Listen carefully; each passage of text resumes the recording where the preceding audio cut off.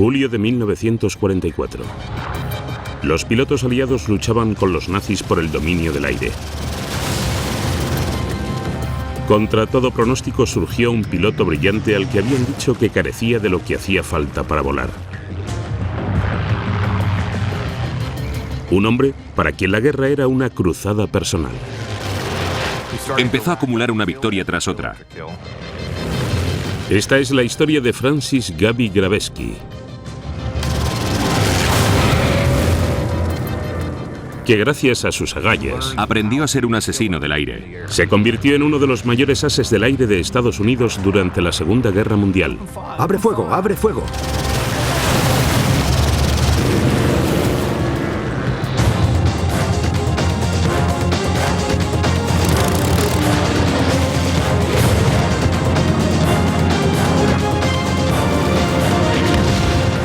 Pilotos de guerra, Gaby Gravesky. Verano de 1944. Las tropas aliadas habían desembarcado en las playas de Normandía y las fuerzas aéreas de Estados Unidos se dispusieron a bombardear la maquinaria bélica de Hitler. La octava Fuerza Aérea tenía capacidad para lanzar miles de toneladas cualquier día. Era la mayor capacidad que había existido en la historia de la humanidad hasta esa fecha. La potencia aérea ascendió a un nuevo nivel. En el fragor de la batalla se formó un selecto grupo de pilotos. Todos deseaban convertirse en el mayor as del aire de Estados Unidos. Francis Gaby Gravesky se había cobrado 27 aviones y la ocasión de abatir el 28º le llegó en una misión rutinaria de escolta flanqueando bombarderos B-17 sobre Alemania. 5 de julio de 1944. Volando por encima de las nubes vio 3 cazas ME-109 por debajo de él. Su colega el piloto Frank McCauley recuerda que Gravesky era un piloto atrevido, a menudo temerario. Era muy difícil volar como lugarteniente de Gravesky porque era el piloto más agresivo que conozco. Gaby se lanzó sobre los aviones enemigos, pero calculó mal el descenso y se pasó de largo, lo que le dejó en una posición muy vulnerable frente a ellos. Tenía detrás a los 3 aviones alemanes. A pesar de su pericia en cada nueva misión, aumentaban las probabilidades de que le derribasen. Por suerte tenía velocidad de sobra, así que pudo seguir adelante. Y entonces se fijó en que 2 de los aviones estaban bajando y el otro estaba subiendo. E intentó seguir a ese tercer 109. El rezagado alemán cometió un sencillo error. El piloto alemán cometió el clásico error de tratar de alejarse hundiéndose bajo el P-47, pero Gaby se le echó encima como un rayo.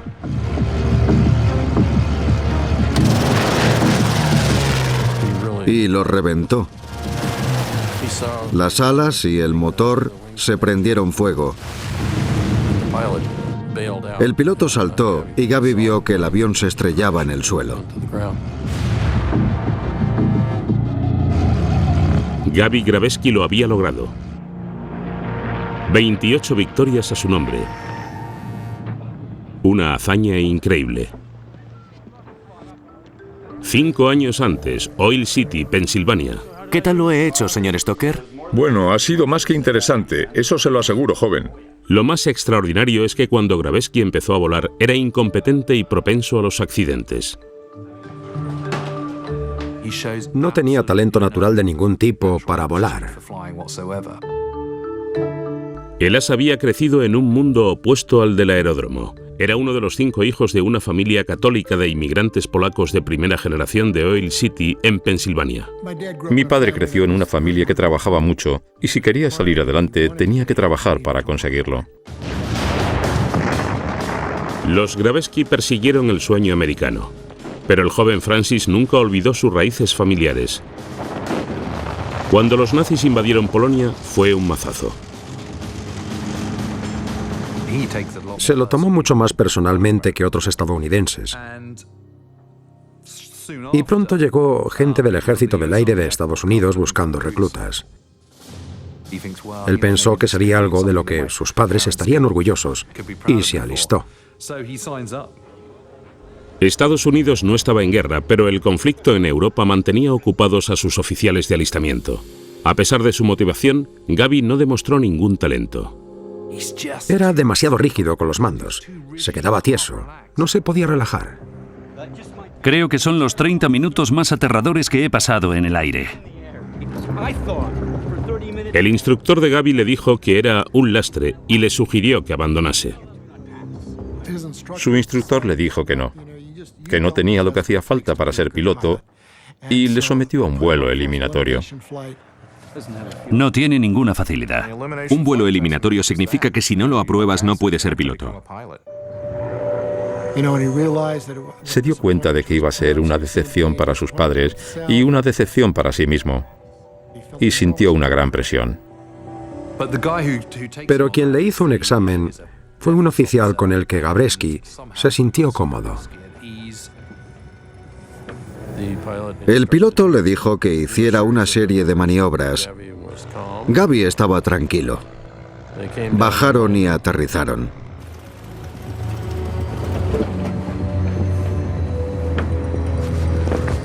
Señor, ¿cómo lo he hecho? No lo hizo espectacularmente bien, Yo diría que en principio has aprobado. pero le dijeron que le darían otra oportunidad. Otra oportunidad fue lo único que necesitó Gaby. Estudió mucho y así mejoró como piloto. En primavera de 1941, el teniente segundo fue destinado al Escuadrón 45 en el aeródromo de Wheeler, cerca de Pearl Harbor, en Hawái. Durante 9 meses persiguió a las chicas y voló en misiones de entrenamiento. Se sentía en la cima del mundo, no podía estar en mejor lugar. Pero mientras Hitler invadía toda Europa, el polaco americano estaba frustrado por mantenerse al margen. Eso cambió el 7 de diciembre de 1941. Gaby se estaba preparando para ir a misa.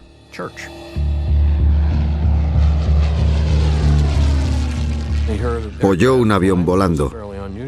Era raro que volase un avión un domingo por la mañana.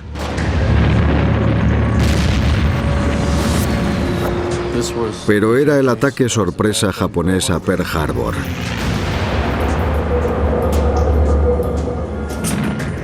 ¡Vamos, vamos! ¡Nos atacan! ¡Vamos! Gravesky y sus compañeros corrieron a salvar los cazas de la base, pero muchos ya estaban en llamas. Los pilotos empujaron los aviones para separarlos. Apartaron los aviones indemnes de los aviones que estaban ardiendo. De repente la guerra se convirtió en algo muy personal para él. Murieron 2.043 soldados y civiles estadounidenses. Al día siguiente, Estados Unidos declaró la guerra. La acción principal tenía lugar en el escenario europeo, y a causa de su conexión con Polonia, de su sangre polaca, creo que quiso participar allí. Gaby había oído hablar de los legendarios pilotos de caza polacos que se alistaron en la RAF tras la caída de Polonia y pronto superaron a sus colegas británicos. Los polacos eran muy buenos y ostentaban la plusmarca de victorias en la batalla de Inglaterra. Teniente Gabreski, ¿qué puedo hacer por usted?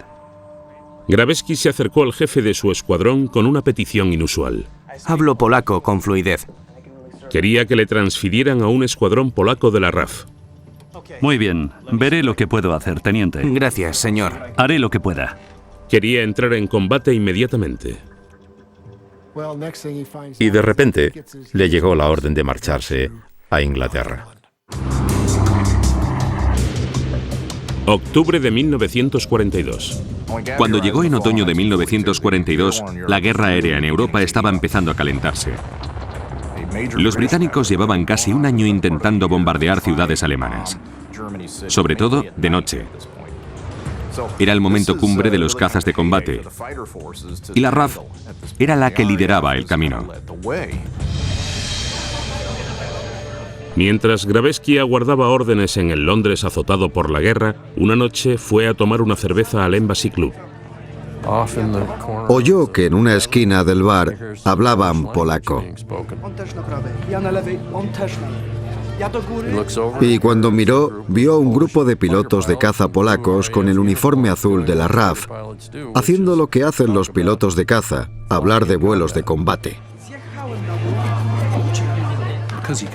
Como hablaba polaco con fluidez, enseguida se acercó. Se presentó y empezó a hablar de volar. Estaba encantado de encontrar a alguien con quien poder hablar de cazas de combate. Y le dijeron que por qué no iba a volar con ellos. Él dijo que le gustaría mucho. Toda la carrera aérea de Gabreski está salpicada de extrañas casualidades, de golpes de buena suerte, y este fue uno de ellos. Francis Gaby Gravesky ya estaba donde siempre había querido estar. El joven, al que habían dicho que carecía de talento para volar, estaba a punto de enfrentarse a los curtidos pilotos de la Luftwaffe. El piloto estadounidense Gaby Gravesky se presentó en el Escuadrón 315 de la RAF, estacionado en Northolt, al oeste de Londres. El 315 era uno de los escuadrones polacos de la RAF. Los pilotos polacos eran legendarios por su espíritu combativo y su número récord de victorias. Se consideraba una de las unidades de cazas más feroz y respetada de la RAF. El chico nuevo de Oil City, Pensilvania, todavía no había volado en combate. Se enfrentó a una dura curva de aprendizaje. La lección número 1 fue sobre su nuevo avión de la más alta gama, el Spitfire Mark IX. El Spitfire Mark IX era el mejor caza de combate de la época. Tenía cañones. Podía ascender con rapidez. Era muy esbelto y muy maniobrable. El Spitfire era un avión maravillosamente maniobrable. Era como un coche deportivo del aire con el que podías volar como el viento.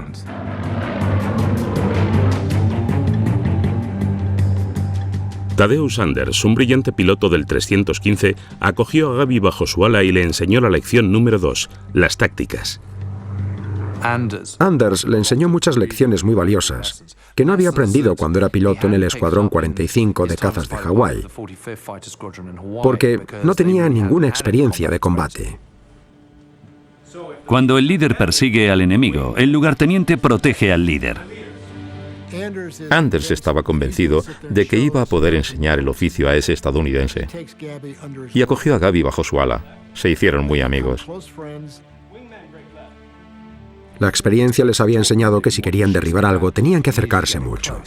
Mientras los pilotos de la RAF solían abrir fuego a entre 640 y 730 metros, los polacos eran más agresivos y les gustaba acercarse más. A menudo apretaban el gatillo a 275 metros.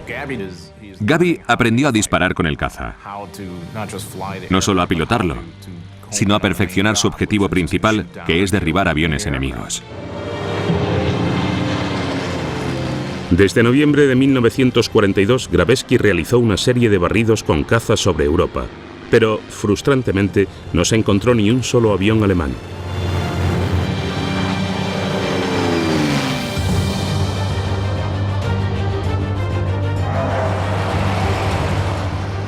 Su gran oportunidad se produjo en febrero de 1943.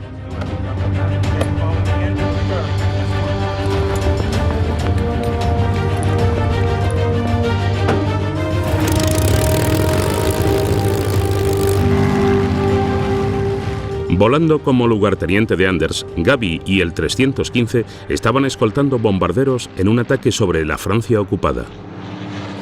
A 6.100 metros, el cielo estaba inquietantemente silencioso.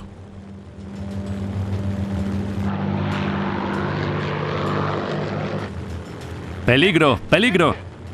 Y de repente surgió el caos. Usando el sol como escudo, un grupo de Focke-Wulf 190 emboscó a los pilotos polacos. El jefe Anders inclinó de inmediato su Spitfire para girar bruscamente. ¡Gaby! ¡Arriba! ¡Arriba! Gravesky le siguió. Gaby hizo lo posible por permanecer detrás de Anders, y de repente se encontraron maniobrando entre aviones alemanes por todas partes. Voló como un buen lugarteniente. Se quedó a su lado todo el tiempo. Anders era un piloto magnífico que pronto dio la vuelta a la situación y acorraló a uno de los 190. A 300 metros disparó los cañones de 20 milímetros del Spitfire. Anders era un piloto muy agresivo que se metía en cualquier situación si tenía posibilidades de derribar un avión alemán. Sentía un odio por los alemanes que era legendario. Durante el feroz combate, Anders se dio cuenta de que había una oportunidad de oro para que su protegido probase la sangre por primera vez.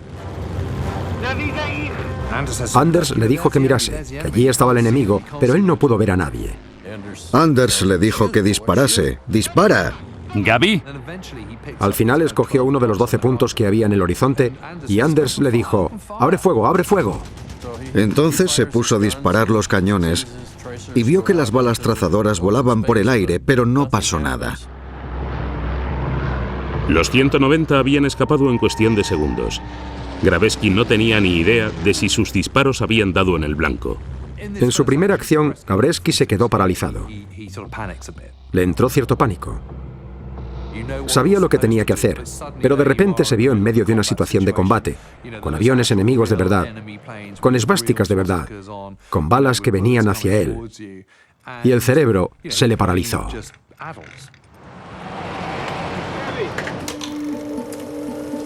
Esa noche los pilotos del 315 vieron las imágenes del combate grabadas por las cámaras instaladas en las alas de los cazas. Para el escuadrón polaco fue otro triunfo con 3 derribos confirmados. Pero la película de Gravesky revelaba otra historia.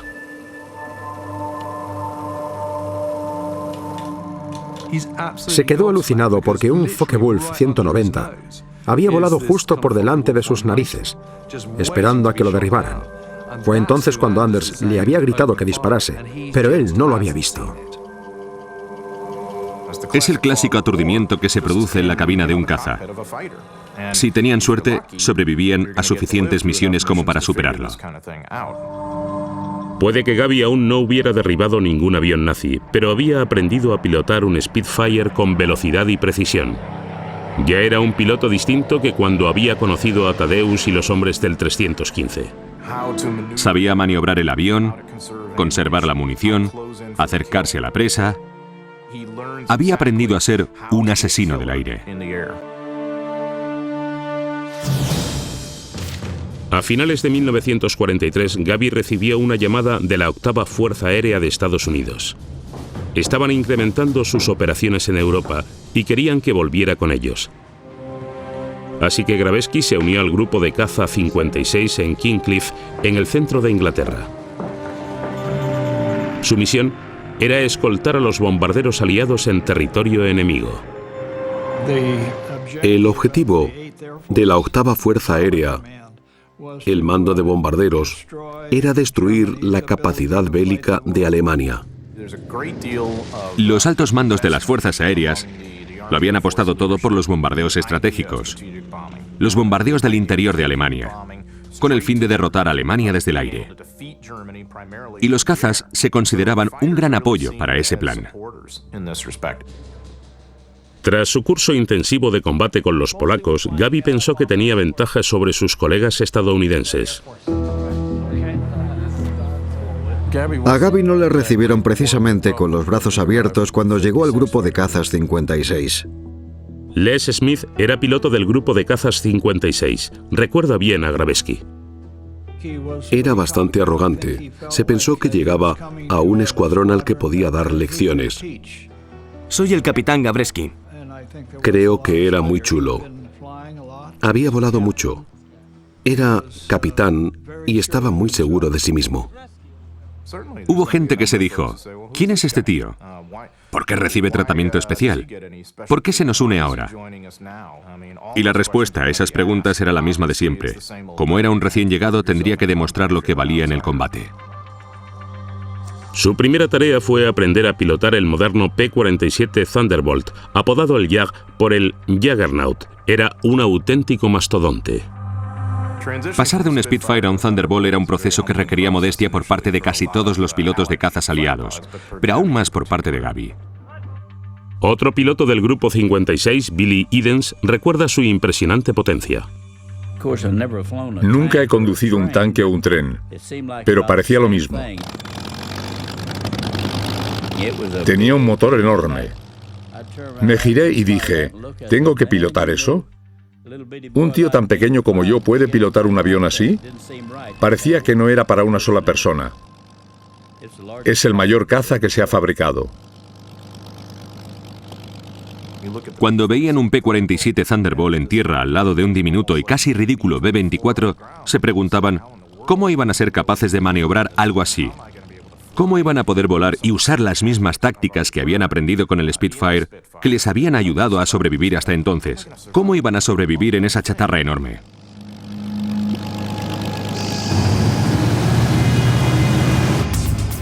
El Jag compensaba ampliamente su falta de elegancia con una potencia espectacular.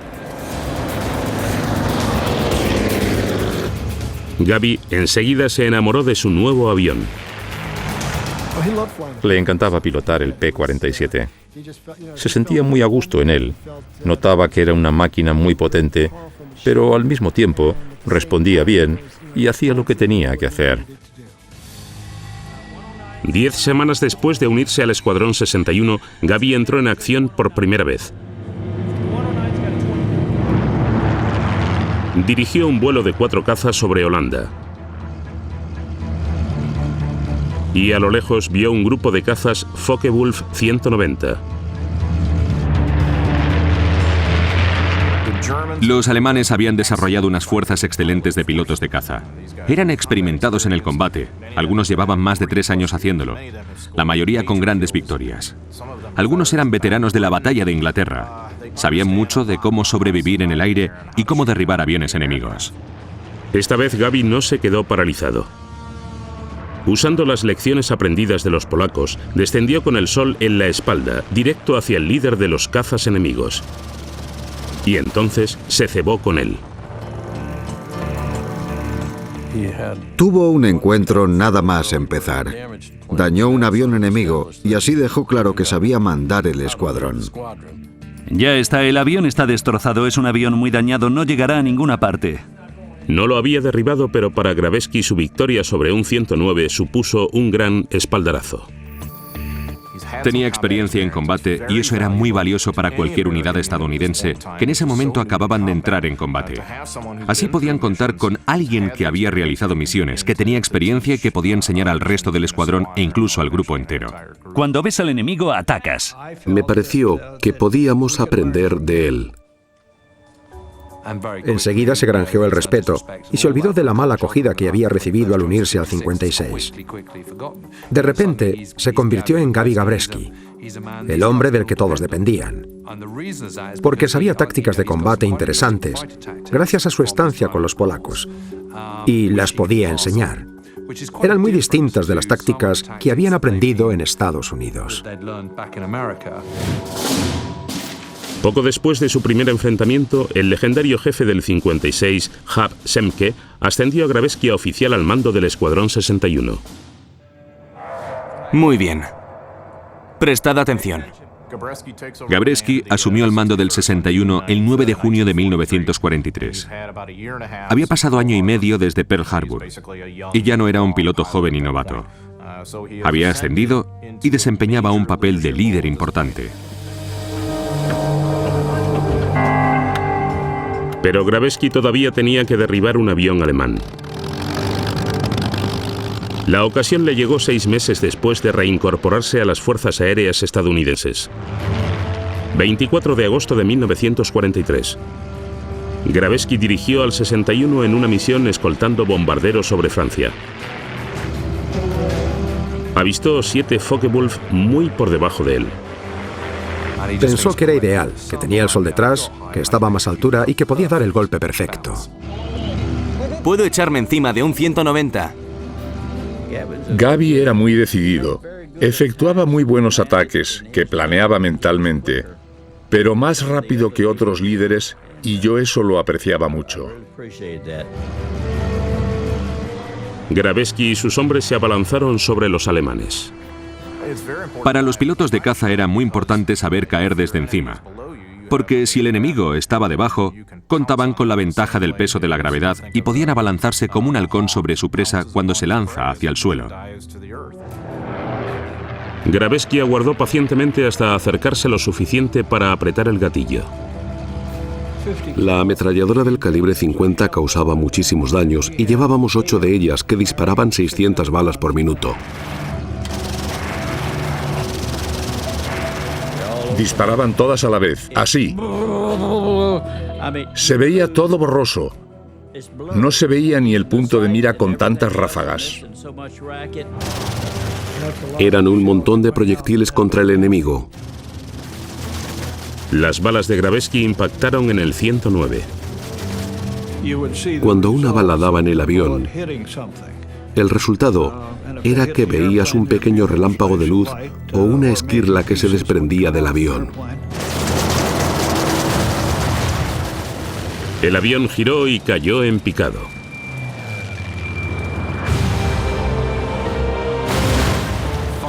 Por fin lo logró. Ya tenía su primera victoria. Fue un gran punto de inflexión en la carrera de Gabi Gabreski. Superar ese primer derribo le puso en posición de repetirlo. Ya sabía cómo hacerlo tácticamente, cómo combatir de ese modo, y una vez que Gabi Gabreski cruzó ese umbral y averiguó cómo se hacía, empezó a acumular victorias una tras otra rápidamente. Fue un momento dulce para el joven al que habían dicho que no tenía lo que hacía falta para volar, pero no tuvo tiempo de dormirse en los laureles. Los bombarderos estadounidenses estaban siendo derribados a un ritmo alarmante. Y llegó la orden de que los cazas debían permanecer pegados a ellos. No podían cobrarse trofeos por la gloria. El mando de bombarderos nos dijo que los cazas tenían que quedarse donde los bombarderos pudieran verlos. Era una estrategia estúpida. Los bombarderos querían que los cazas los escoltasen de cerca. Querían poder vernos desde la cabina. Pero era una falsa sensación de seguridad, porque allí no podíamos protegerlos. Teníamos que alejarnos para interceptar a los cazas enemigos que venían a derribarlos. El fallo de la nueva estrategia era que los cazas carecían de autonomía. No teníamos combustible para seguirles hasta el final. Los alemanes esperaban a que nos tuviésemos que volver a casa y luego atacaban a los bombarderos sin escolta. Resultó realmente sangriento. La cifra de bajas se elevó aún más. Un día, el 17 de agosto de 1943, los nazis derribaron 60 bombarderos, todo un récord. Las fuerzas aéreas alemanas los estaban esperando. Los masacraban. Perdieron 60 bombarderos y cada uno llevaba una tripulación de unos 10 hombres. Así que hubo 600 bajas, 600 hombres altamente cualificados que murieron. Tenías que hacerlo lo mejor posible y eso es lo que hacías. Intentabas salvar vidas y hacer lo que pudieras. No era un picnic.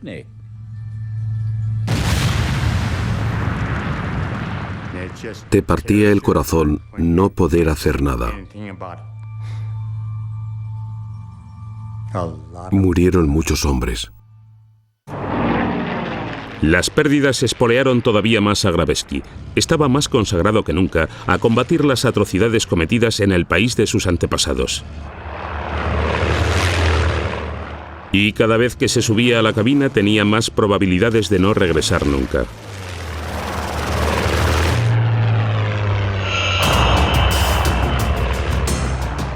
La guerra aérea sobre la Europa ocupada se reavivó en agosto de 1943. A pesar de sus pérdidas, el grupo de cazas 56 de Estados Unidos obtuvo algunos éxitos memorables y surgió un trío de pilotos estrellas. Bob Johnson, Jerry Johnson y el líder del grupo, Hub Senke, derribaron 5 aviones cada uno y se ganaron el título de ases. Se convirtieron en el grupo de combate de élite. Era un grupo de pilotos muy agresivos y con mucho talento, que tenían muchas ganas de acumular victorias, y Semke se ocupaba de azuzarles. El jefe de escuadrón, Gabi Gravesky, estaba desesperado por compartir su gloria. 26 de noviembre de 1943. Los 3 escuadrones del 56 actuaron como escoltas en una operación de bombardeo denominada Baqueta en Bremen, en Alemania. Cuando se acercaban al objetivo se desató un infierno. Gaby a la izquierda. Cada vez que me enfrentaba en un combate, me sentía como un chaval en su primera pelea a puñetazos. No podías pensar en nada más. Tenías que dar la cara. Guiando desde el frente, Gaby derribó 2 Messerschmitt Bf-110.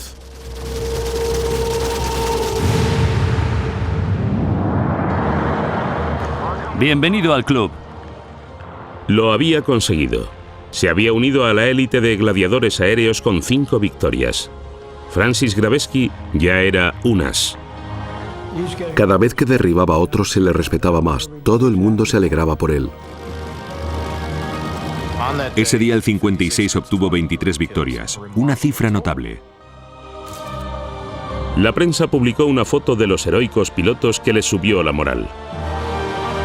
Por Grabewski, nuestro nuevo as. Y lo celebraron del modo habitual. Hubo una gran celebración en el escuadrón del grupo de cazas. Ya tenían otro as. Existía una rivalidad enorme entre los grupos de cazas y los escuadrones. Todos intentaban desesperadamente ser la unidad con más victorias. Era el mayor orgullo. Gaby marcó su victoria en su Thunderbolt. Las muescas que hacían les subían la moral. Era una forma de subir el ánimo, de motivar a la gente, de mantenerla centrada. Y era el tipo de cosa que más motivaba a Gaby. Los aliados sabían que enviar tropas a la Europa ocupada era imposible sin el dominio de los cielos. A principios de 1944, el alto mando decidió un cambio de táctica radical. No podía haber cazas alemanes en el cielo durante el inminente desembarco de Normandía. Había que barrerles del cielo y la única forma de hacerlo era sacando a los cazas para que destruyeran a los cazas alemanes en combates aéreos. Así que, a principios de 1944, a Gaby y a cientos de miles de pilotos como él, les desataron las manos y les dejaron hacer lo que más querían: salir a buscar cazas alemanes y derribarlos.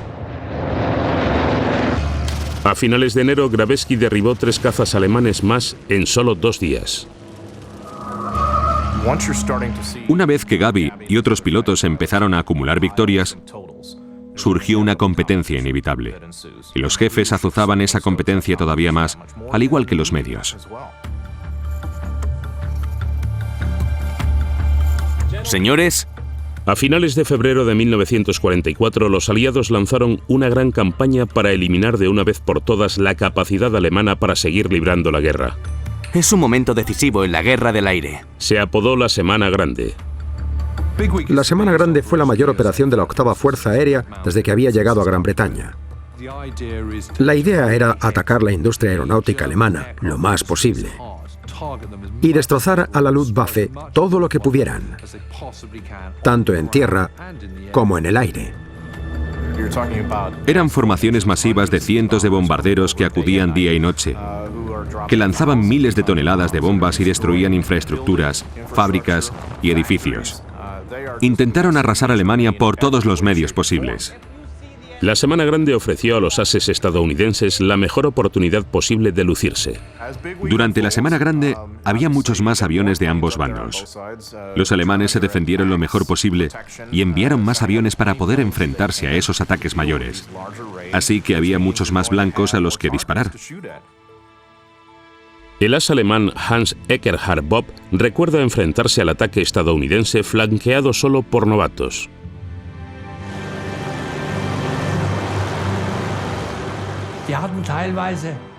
Algunos solo tenían 10 o 20 horas de vuelo.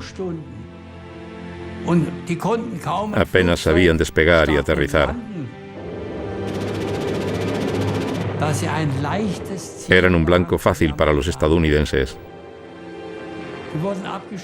Los derribaban como apoyos. Grabewski obtuvo 3 victorias más en la Semana Grande. Hubo muchos éxitos porque volábamos todos los días con todos los aviones que teníamos.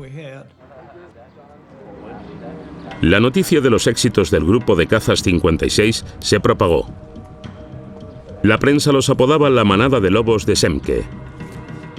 Recibimos mucha publicidad porque durante un tiempo fuimos el grupo con más victorias del Reino Unido. Los cazas estadounidenses derribaron unos 500 aviones enemigos durante la Semana Grande. Y durante todo el mes de febrero de 1944 derribaron unos 1.500 aviones. A cambio, la octava Fuerza Aérea de Estados Unidos perdió solo 28 cazas, que no es nada en comparación. El 27 de marzo de 1944, Gaby ya había derribado 18 cazas enemigos. El resultado del cambio de táctica fue radical para Gaby. Empezó a acumular una victoria tras otra. Decíamos que les volaba el trasero a los alemanes antes de que les diera tiempo a sacar la ametralladora. Si un avión estallaba o se le caían pedazos, podían darte a ti. Y al final, ibas a por lana y salías trasquilado, como dice el refrán. Una vez volvió con ropa alemana enganchada en el avión. No solo había reventado el avión, sino también al piloto dentro.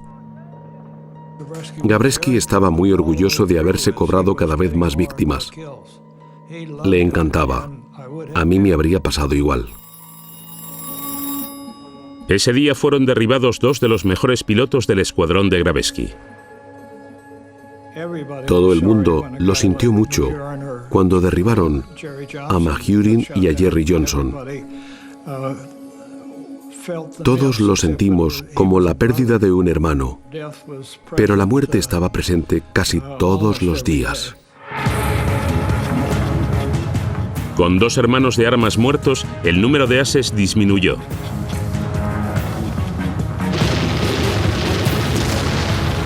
En mayo de 1944, Bob Johnson derribó 2 aviones nazis y se alzó con el récord de victorias de Estados Unidos.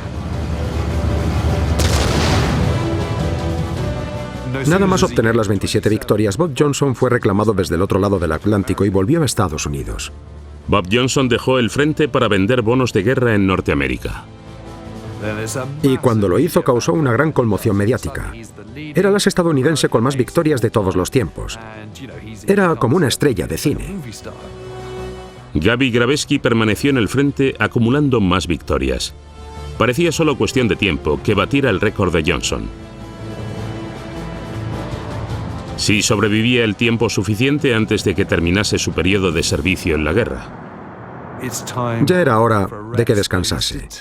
Pero estaba decidido a superar a Bob Johnson. Lo quería a toda costa, pero se le estaba acabando el tiempo. Sabía que tenía una fecha límite, así que tenía que darse prisa porque la presión era grande. 22 de mayo de 1944. En una misión de bombardeo a Kiel, en Alemania, Gravesky se cobró 3 trofeos más. El joven que casi había suspendido en la Academia de Aviación estaba a punto de convertirse en el máximo as de Estados Unidos. 6 de junio de 1944, día D. Las tropas aliadas desembarcaron en suelo francés. Al día siguiente, Gravesky ganó 2 combates más. Solo le faltaban 3 para convertirse en el mejor as del aire estadounidense en Europa. 3 semanas después, lo había conseguido.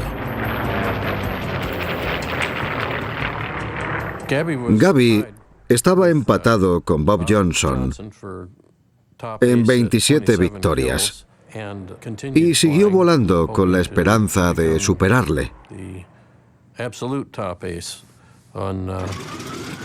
El 5 de julio, por fin le llegó la oportunidad.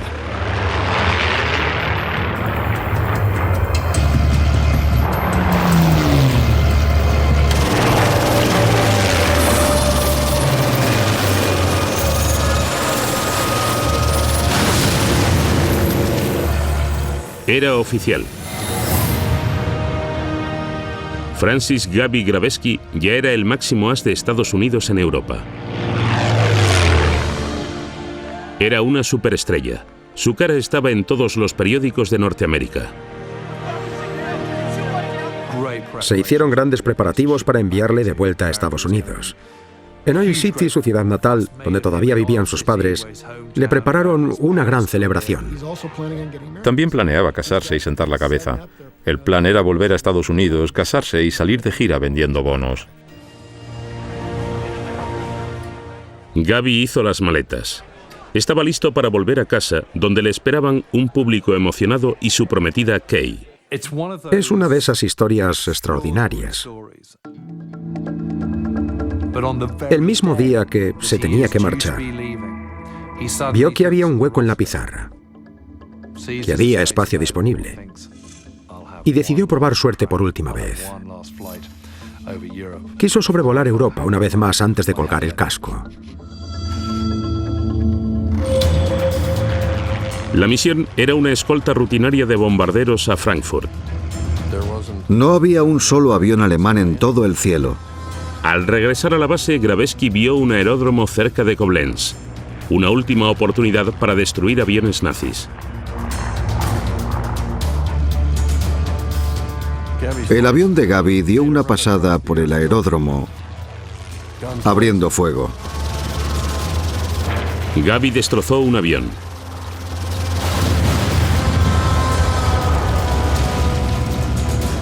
Envalentonado por el éxito, dio la vuelta temeraria para un segundo ataque. El fuego antiaéreo había sido ligero durante el primer ataque, y creyó que también sería ligero la segunda vez. Fue un error de novato. Nunca se ataca un avión dos veces porque la segunda vez te están esperando. Era nuestra regla de oro. Él hizo un vuelo rasante a 3 metros, incluso a 1,5 metros del suelo. No sé, se acercó muchísimo al suelo para disparar un avión que estaba delante del hangar. Le disparaban con baterías antiaéreas desde ambos lados y él volaba bajísimo, cada vez más cerca del suelo para evitar que le disparasen. Estaba disparando un poco demasiado alto, así que empujó la palanca ligeramente, solo una fracción.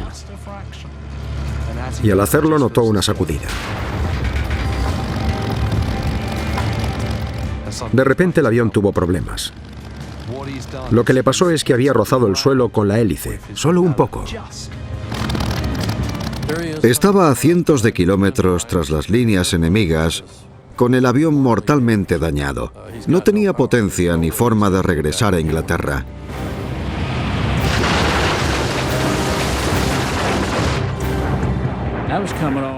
Yo me acerqué a unos 300 metros de altura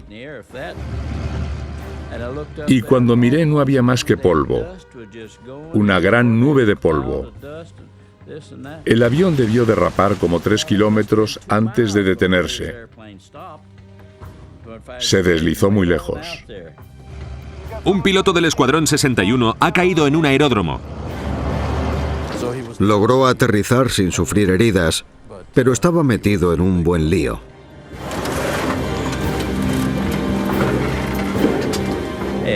Se bajó del avión y salió corriendo. El mayoras de Estados Unidos estaba a la fuga.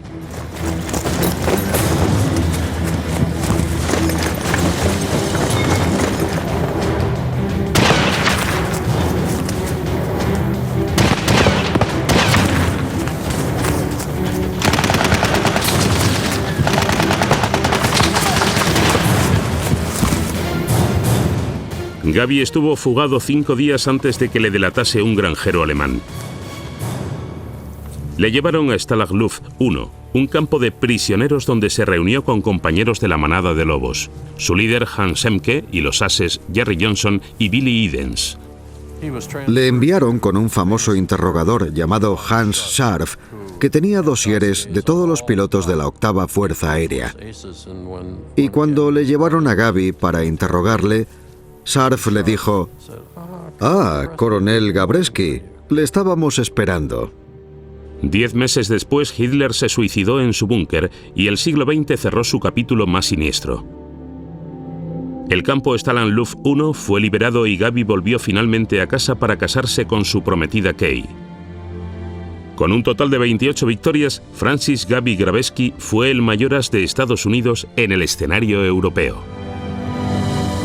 Francis Gravesky derribó 6 aviones más en la Guerra de Corea. Murió en 2002.